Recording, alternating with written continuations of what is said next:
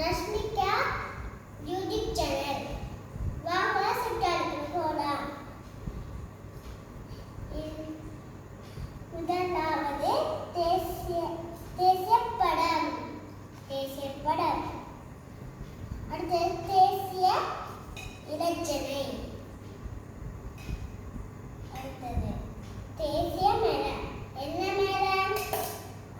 நாகமரம். தேசிய கொடி. எத்தனை நிறம்? 4. ஒரு கண்ணி பார்ப்போமா நாங்க? 1 2 3 4. 4 வருதுன்னா சரி. அடுத்தது பார்ப்போம்.